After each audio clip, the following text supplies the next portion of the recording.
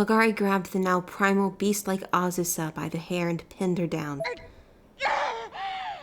おとなしくしろこのビッチが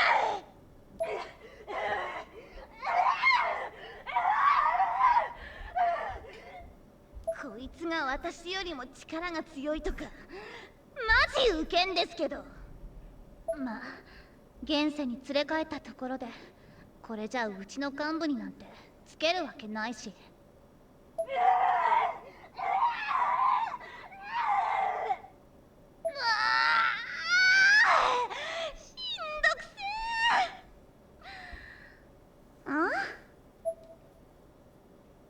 A tall shrine with a bell could be seen from the window, and from its peak there were 6 columns of light stretching upward.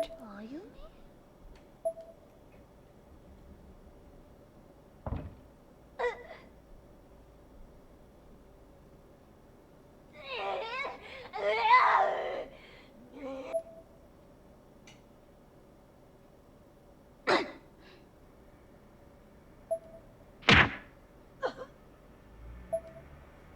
Ma まさかあいつ本当に全部集めたんじゃバカか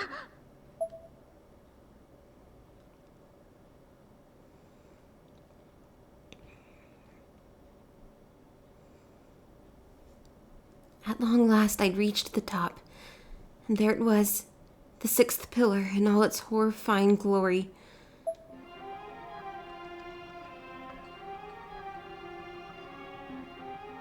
It looked like some bizarre growth coming down from the roof, composed entirely of long-dead corpses.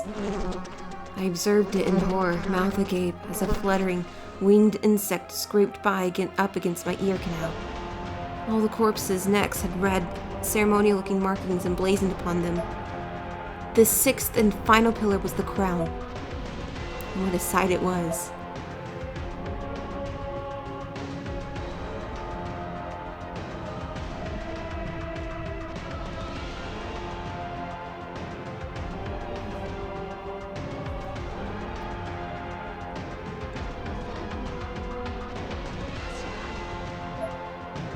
I closed my eyes and reached out to try touching the markings on one of the corpses' necks.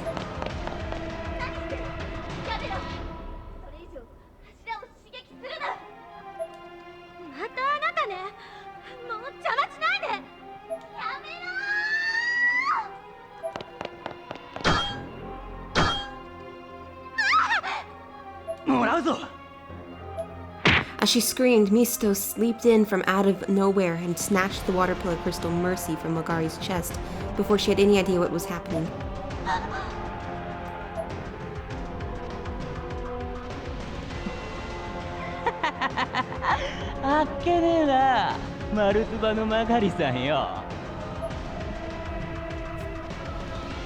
MISUTO looked on in sick pleasure, sticking his tongue out playfully as Magari plummeted to certain doom. Satisfied, he then turned his attention toward the final pillar, which had just finished unsealing.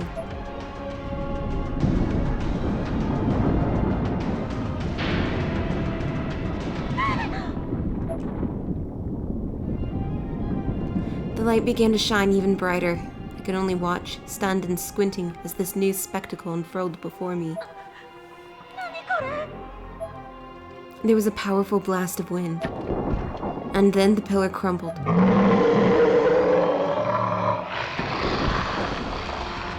Unbeknownst to me, the other pillars had crumbled as well. The entire school rumbled and shook beneath our feet.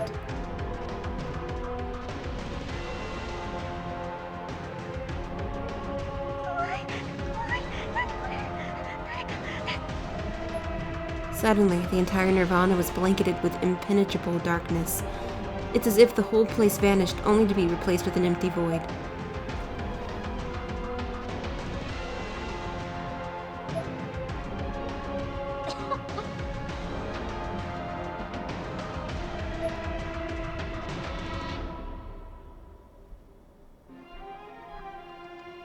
I could sense that I was crouched on the ground, clutching my forehead.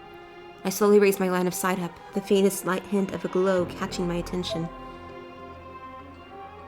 A Above me, I could see the sky, though it was muted, distorted, and discolored, as if being filtered through a warped purple veil. It looked a bit like the aurora borealis. A few moments passed in relative silence, only for the stillness to be broken by a sound echoing from the sky above. It was reminiscent of ice cracking on the surface of a lake.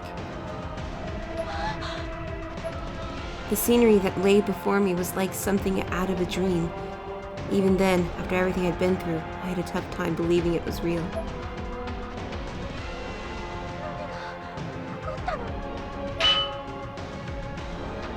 Then there was another sound, directly in front of me.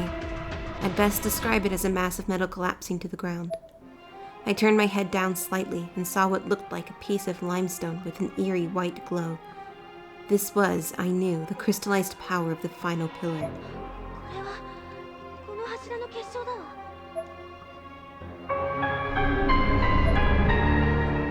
I picked it up, and almost immediately MISUTO tossed the stone he'd taken from Magari over to me.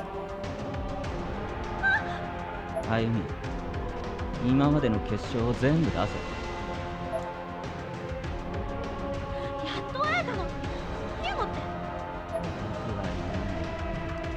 いいから早く出して全部合わせてみる。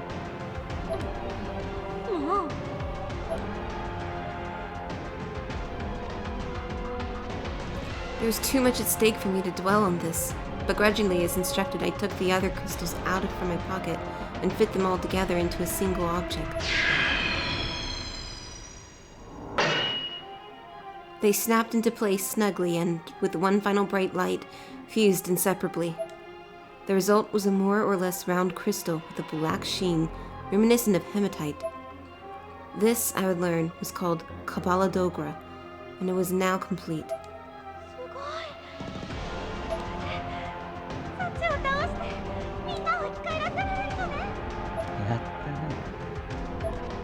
MISUTO flashed me a wry smile, but then...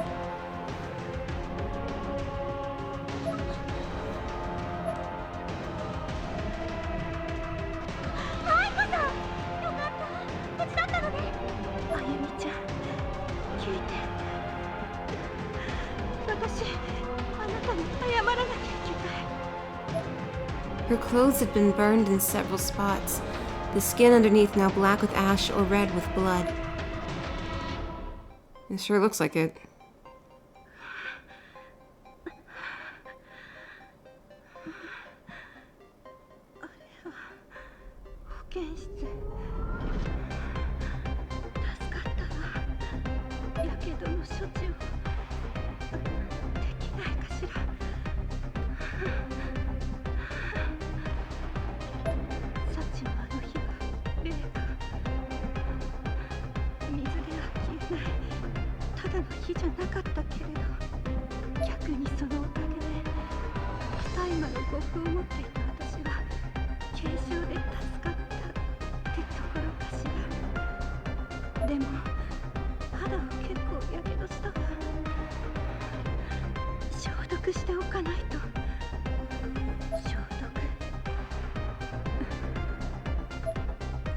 I leaned against the wall and smirked in spite of myself.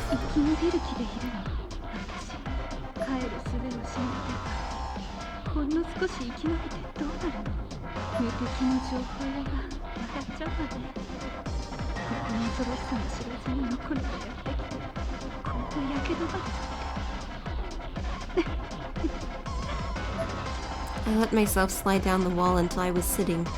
Then I stared out the window, defeated and alone.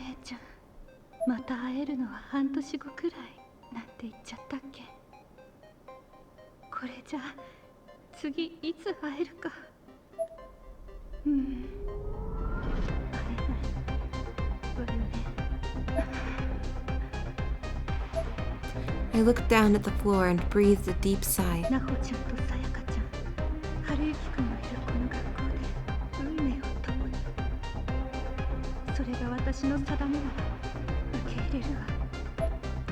I stood up and placed my hand on the infirmary door.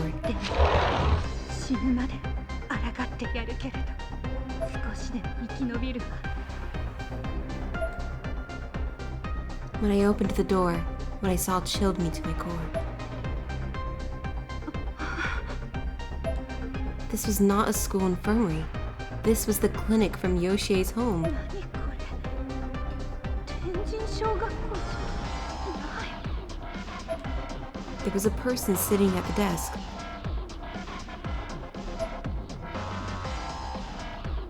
Her face wasn't visible from the back, but her identity seemed clear.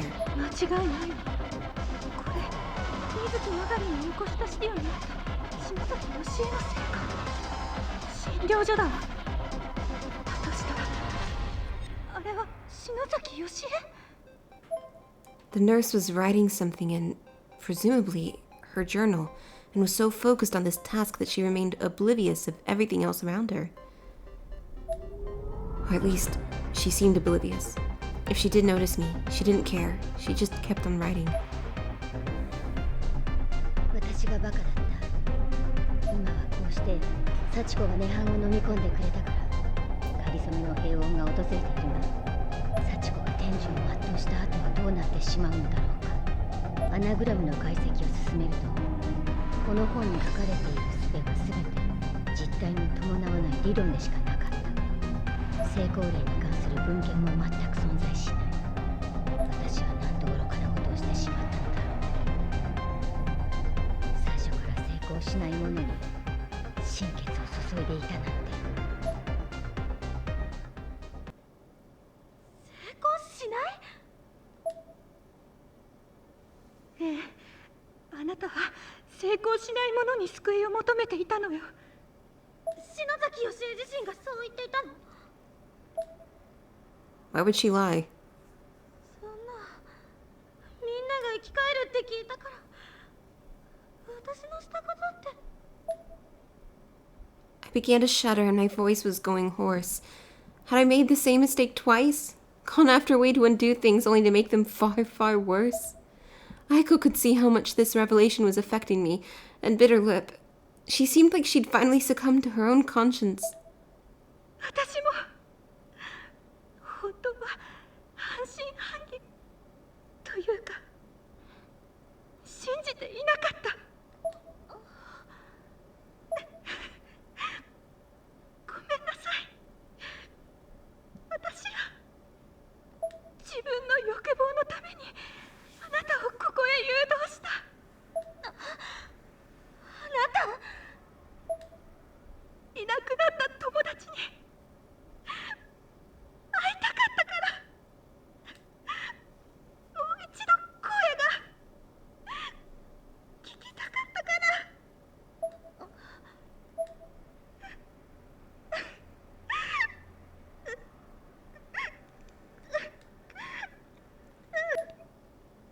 This was like a new Aiko, bearing it all as opposed to hardening her heart like she always had.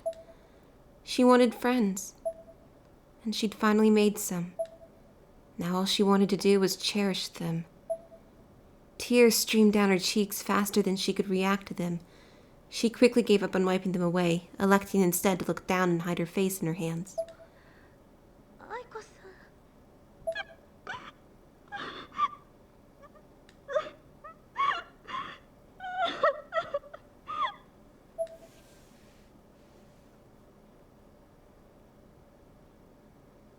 ご苦労 Before I even realized it, MISUTO had snatched the Kabbalah Godogro from my hand with calculated precision. 何をする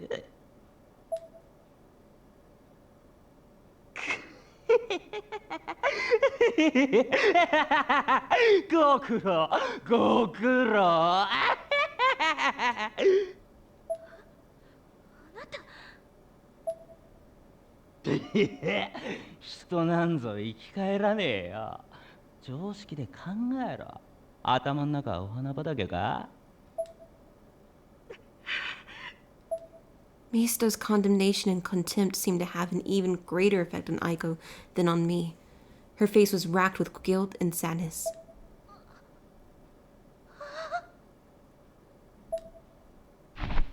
I was starting to share her expression, however, as the implications of his actions began to dawn on me. I fell backward into a sitting position on the ground. そもそもあの本はな破壊が目的の本なんだよ再生の書物ではない本に認められれば強力な力が手に入る。それをてめえはなくしただと。ったく使えねえ女だな。だがそんなクズなてめえでも有効利用してやったんだ。感謝しな。これこそ魔女どもの英知の結晶。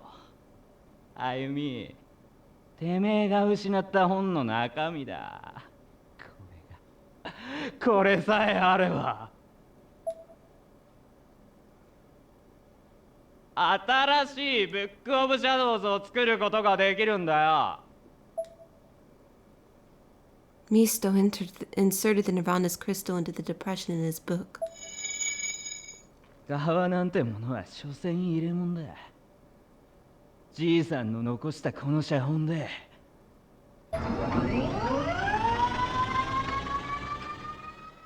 A sharp tone rang out, and the entire area was quickly bathed in a contradictory light, black as night yet bright as the noonday sun. 来た来た来た涅槃が拡大するぞ。何よあれ。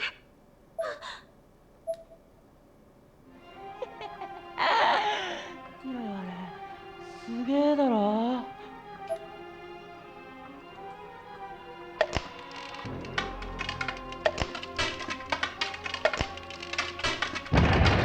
The sky had what looked like a giant gunshot in it, with spider-webbed cracks projecting outward from it, and the gunshot was now growing into a full-on gaping hole.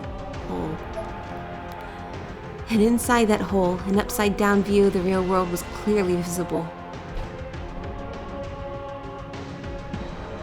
It was nighttime, so everything was a little dark, but it was absolutely, identifiably the world we knew. And in that world, small, black, grain-like objects began emanating from the floating orb, clustering like locusts and dancing across the sky.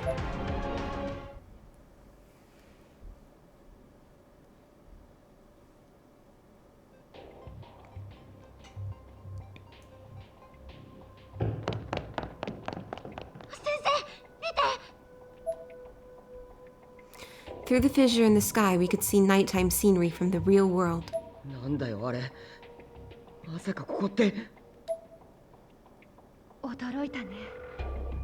どうやらこの場所は現世から空に見えていた黒い球体の内部みたいだね。ってことは現実世界に天神症がすでに現れていたってことですか。そうなるね。恐ろしいことだわ。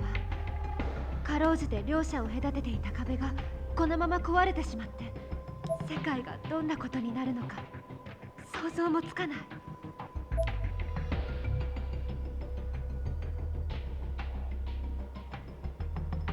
あっちの金のある塔の方が光ってる。行こう先生。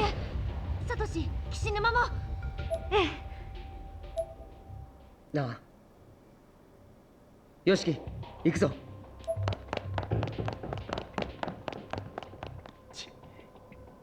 篠崎、どこ行っちまったんだよ。くっそ。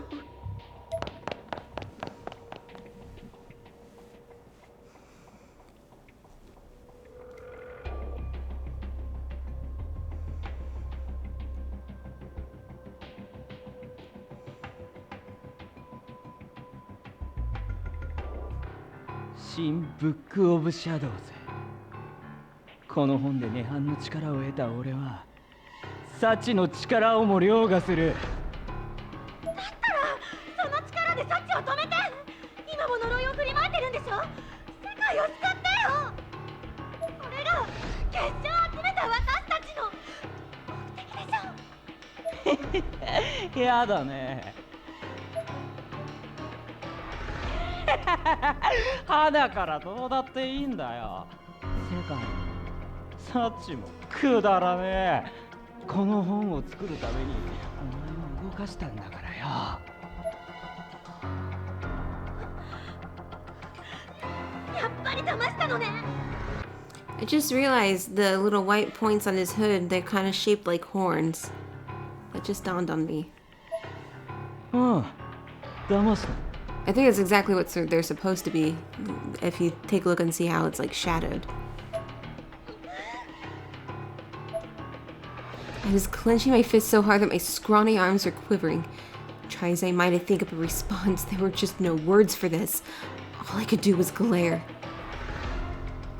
恨んだって構わねえぜ。だがもうとうとうだ。あの空のひびを見ろ。終わりの到来だ。現実世界は今、ついに涅槃に侵食を許した。これで世界はじわじわと混沌に包まって死の世界となる。楽しいぜ。みんな狂ってさ。篠崎あゆみ、お前はいい働きをした。お前がバカだったおかげで俺の望みが叶いそうだぜ。そういう意味では最高にイケてる死の女神といったところか。腐りきってるこいつ。これで俺はあ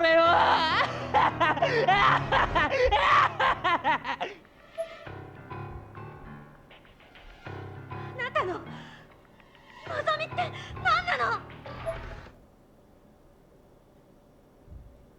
復讐に決まってんだろ。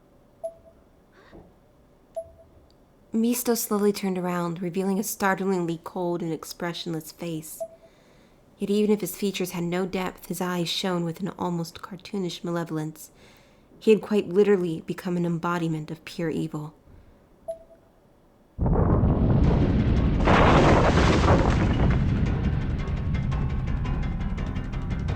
From a spot in the real world that was clearly visible to us through the fissure in the sky, a large black monolith-like pillar suddenly sprouted out of the ground.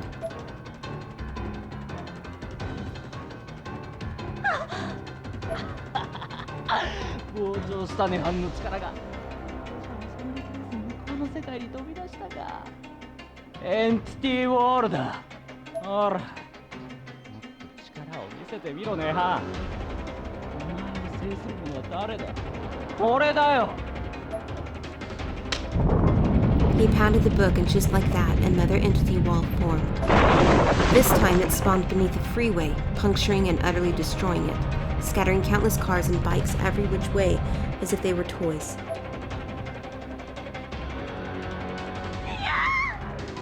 何を？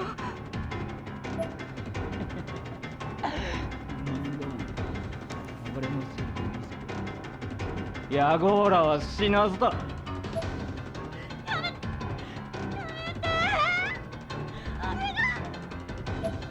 ゆみちゃん。あなたなんか信じた私がバカだった。はあな。そのアーガスキューブでずーっとお前は監視されてたんだ。そうだ。忠実な操り人形だ。この涅槃の力を結晶化できる篠崎の血を引くお前だけ。そう思うから俺の代わりに涅槃の力を発明させてやった。しかしこんなに一気に現世と涅槃が使えることはね。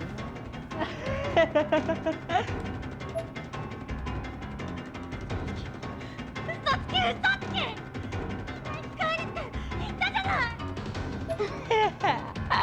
そうギャーギャー騒ぐんじゃねえよ。これで新しい黒の本が完成する。つまり篠崎家の責務から解放してやろうってんだぜ。この本で涅槃の力をコントロールする。ブック・オブ・シャドウズの力を継承するのはマルトゥバでもお前ら篠崎家でもない。ど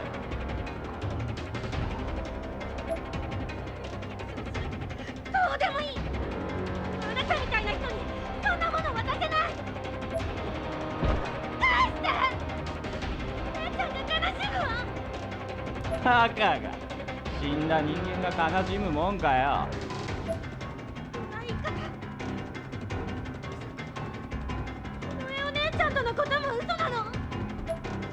Misto flinched slightly. I seemed to have struck a nerve. Though how deeply that nerve ran, I couldn't say. He recovered quickly, but still.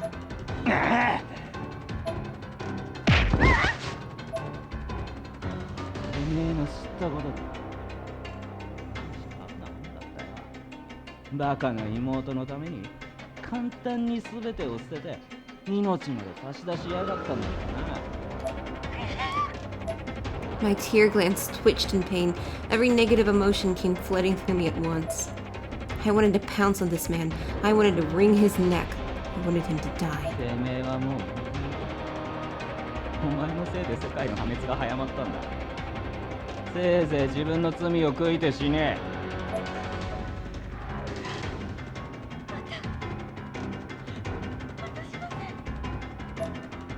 All those deaths were on me. All the suffering, the pain, the fear. It was all caused by me. 情けだ。祈りのどこに送ってやるよ。死んどけー。あゆみちゃん！逃げろ、篠崎！岸沼君！離れろ！こいつは狂ってる！言ってくれるじゃねえか。え？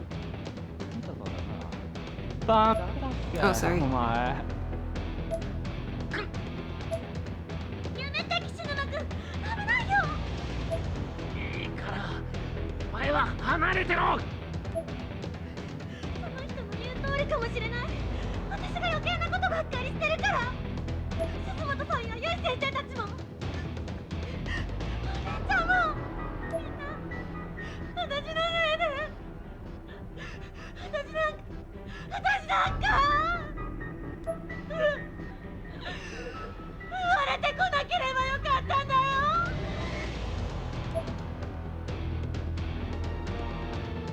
I tried to scream those words, but my voice was so hoarse that they came out almost as a squeak. I crouched down and buried my face in my hands at this point, and in doing so, I failed to notice the sudden appearance of none other than Sachiko, red dress and all.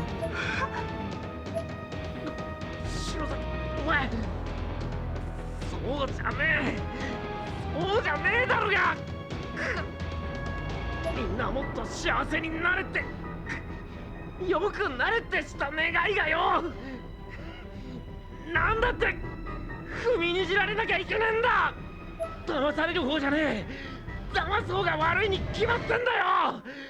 辛いなら何度でも言ってやるぞ。お前は何も悪くね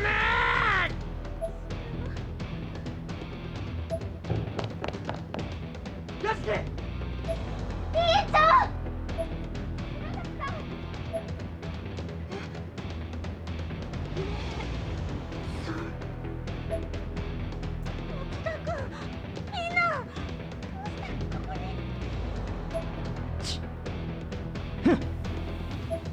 ！Misto ceased trying to wrestle with Kishinuma, instead making a grand sweeping motion with his hand. 学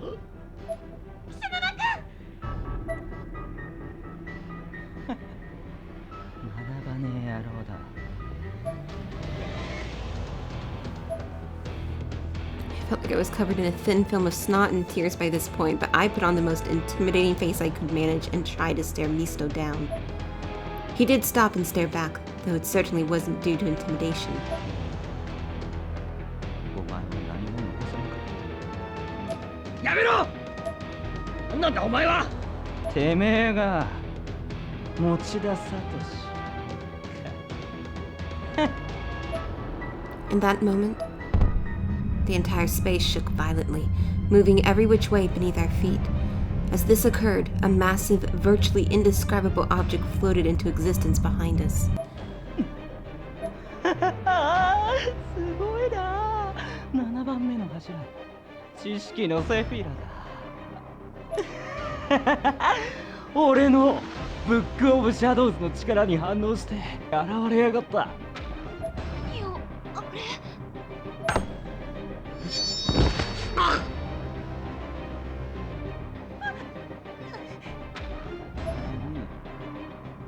怖いだ。この崩壊の柱があれば、いるどころじゃない。壁を全部壊して涅槃と現世を融合できる。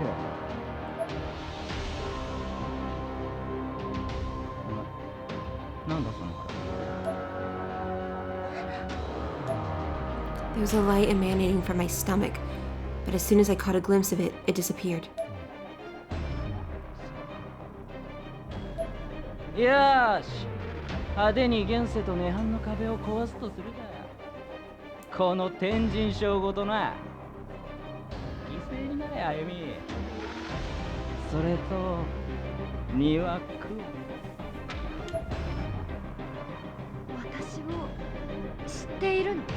当然だろう。有名な天才だ。お前は医療も超自然学も技術において全体の水準を底上げした人間。Mochida, Nakashima, and Kishinuma all turned their heads at once to look at Kuon, jaws slightly agape. The three of them had no knowledge of any of this, so all they could do was stare in disbelief. なあなあ、その才能のせいでお前の親も妹も堕落してこのざまだがな。やめて、そんなことない。さて、まあ涅槃のコアが見つからないのが気になるが、後者を潰してから後で最初で見つかるだろう。そう、新生ブックオブシャドウズは完成だ。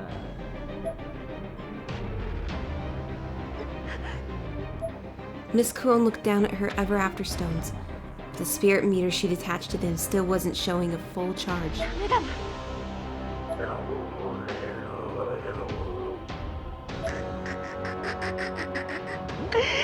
いい子だ。グッバイ。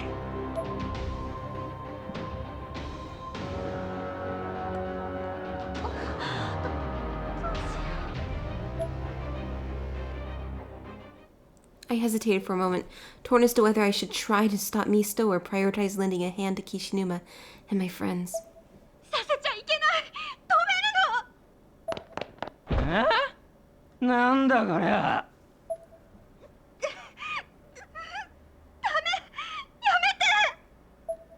That was the most desperate cry I'd yet heard from Aiko. 愛ちゃん、お願い、殺さないで。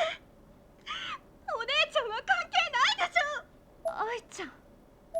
しゃらくせえ。愛ちゃん。 Just as Miss Kuon screamed, a giant hellish beast spawned right before our eyes. On the front of it was an enormous mouth. It made a beeline straight for Aiko and passed right through her body. Something not unlike black smoke coiled around it for a moment. It roared like a dinosaur, twisted its body to and fro, then flew over the guardrail and exited the scene. The only thing it left behind was Aiko's body, without a head.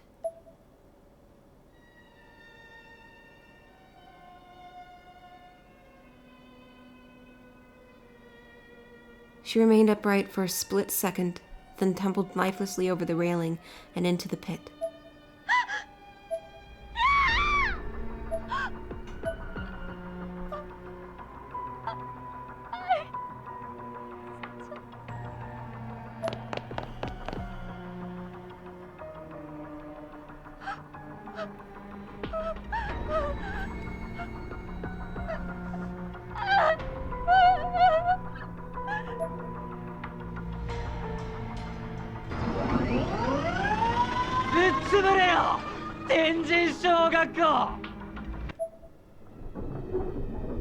As if on cue, the entire school began to shake violently. So violently that not a single one of us could keep our balance. Nami! This was well beyond any other earthquake we'd ever experienced at Heavenly Host to date. The shaking eventually died down, but things looked a lot different when it did. The sky above us was now blood red, with certain sections here and there bursting in black flame. ってことで、さらばだ、ギニーピッグ。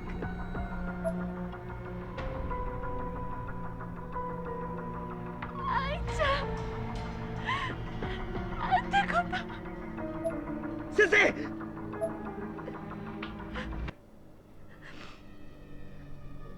涅槃は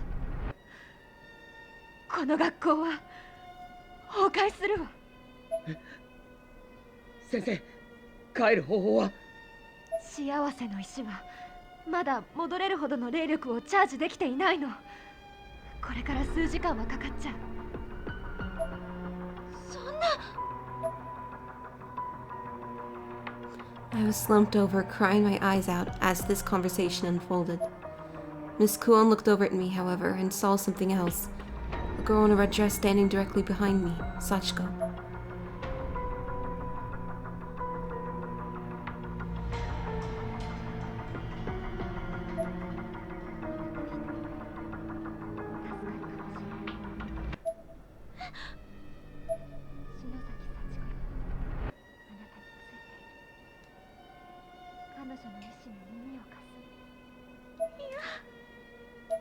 I objected strongly for obvious reasons, but I knew she was right, at least about the possession. I could sense Sachiko behind me. I could see her now, too, but of everyone else present, Miss Kuon was the only other one who could.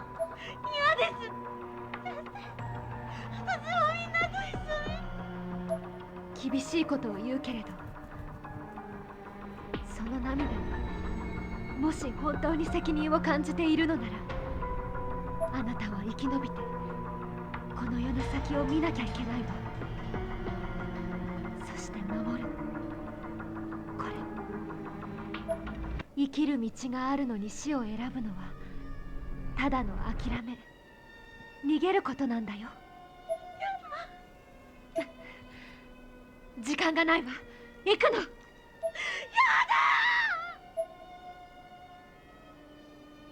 I was absolutely inconsolable, but Miss Kuon just smiled.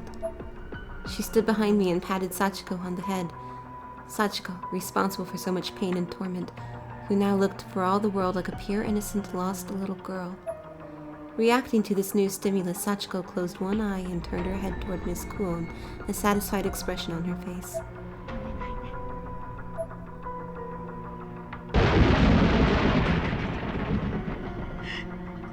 私だけ助かるなんて。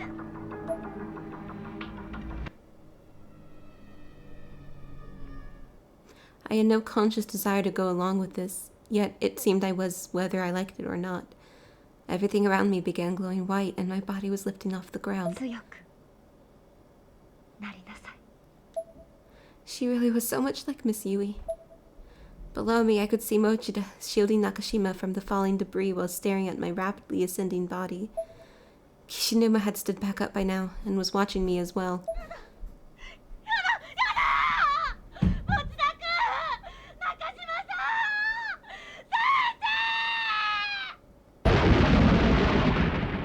In an instant, the turbulent fates of Mochida, Nakashima, Kishinuma, and Miss Kuon all came to a close as the four of them were distinctly and unmistakably crushed before my eyes.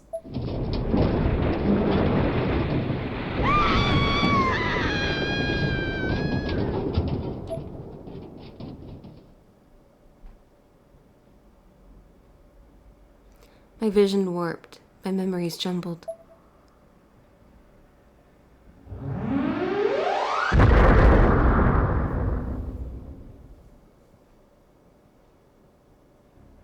And then there was just the sky that hung above the real world, above our world. The black orb was there, and it was swelling up bigger and bigger, almost like a fetus rapidly gestating to term. It quickly grew too big to be contained, and burst open. Strands of black energy shot out in all directions, and the entirety of the night sky was dyed in eerie reddish black. The Nirvana had now broken free of its bonds, and it wasted no time pulling the real world into its embrace.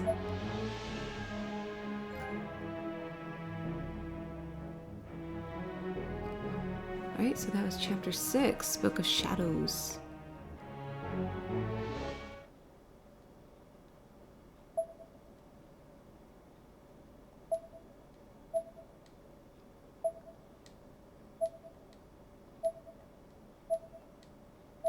Alright, let's take a look at the soulful testimony.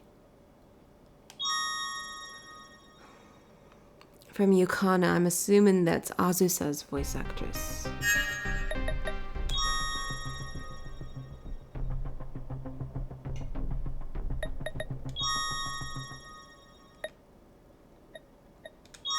Azusa をやらせていただきましたゆかなです。今作はねって感じです。怖いですね。